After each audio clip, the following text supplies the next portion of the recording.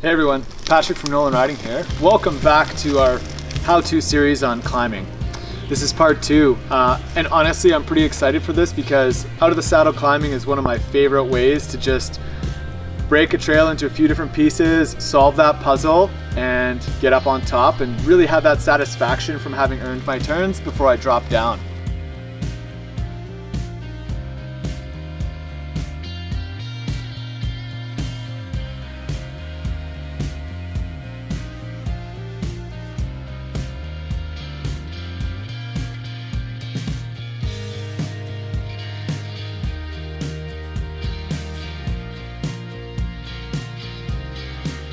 Alright, so recapping from part 1, there's a few things that we really want to carry forward into part 2. So that's going to be body position on the bike, that's going to be line choice as we navigate our way up the trail, as well as gear choice and cadence, because those things are all still super important as we get into the more technical out of the saddle climbs. So out of the saddle climbing, why is this a skill that's worth your time? Essentially, as you start riding more challenging trails, you're gonna hit sections of trail where there's roots, rocks, and other steep challenges that are essentially gonna be undoable if you're just staying in the saddle. It's also gonna help you create a greater range of motion with your bike, which will benefit your descending as well. Not to mention, it's gonna help you with your strength and your overall fitness. So I'm a big advocate of learning to get out of the saddle and climb. Essentially, when you want to do this, as opposed to being in the saddle, is anytime you're finding that traction is starting to be an issue, the grade is really steep, or there's roots and rocks across the trail in your way that you know are going to get hung up on your back wheel will get hung up on them if you try and just pedal in the saddle through them. So here's a quick how with your standing out of the saddle climbing. So if we imagine my hand as your center mass, so just the middle of your body. As your bike gets up on the hill, your center mass needs to come forward. And the reason why it comes forward is so you can keep traction over both wheels. Because as we figured out in part 1, if you keep your center mass too far over the back wheel, when you climb, that front wheel will just wander over and help you get offline and whatnot.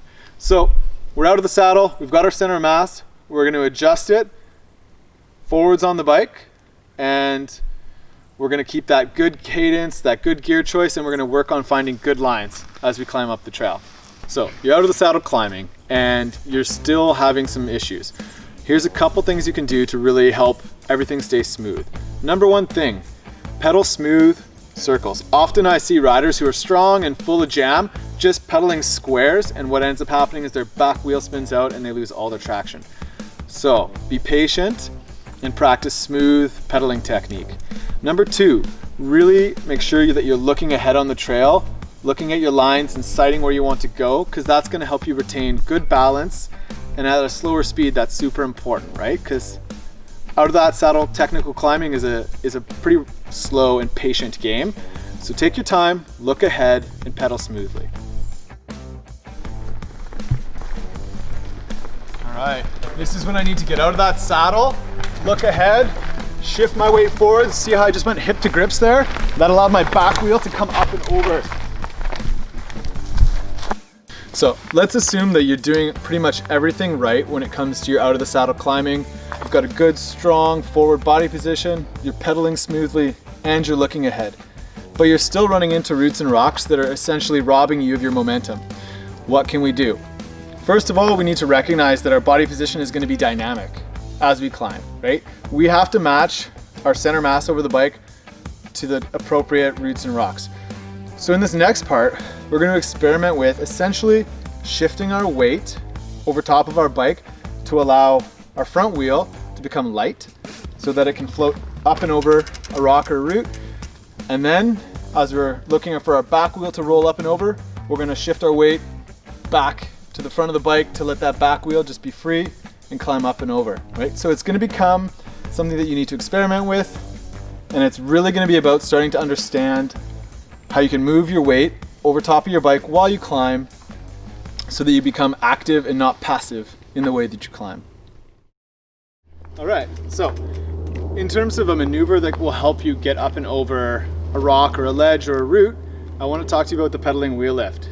It's a really simple and efficient way to place your front wheel on top of an obstacle that then sets you up to do your hips to grips weight shift, which will help the whole bike get up and over. It's just a great tool to have in your toolbox as you try and just unlock a technical climb. So pedaling wheel lifts work best while you're in the saddle, and essentially all you're looking to do is pick up your front wheel for half a second. There's your pedaling wheel lift.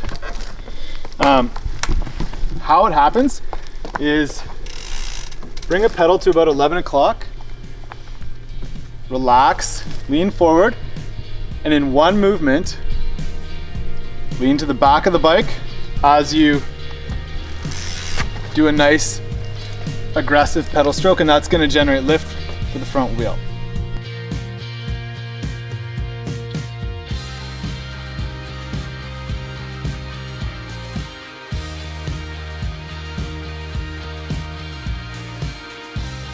That concludes part 2 of our climbing how-to series.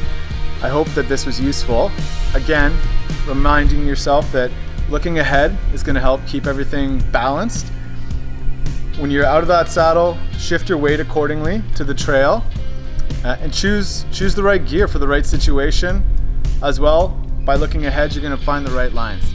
So those are all really good tips to help you improve your out of the saddle climbing. Patrick from Nolan Riding, and I hope to see you on the trails.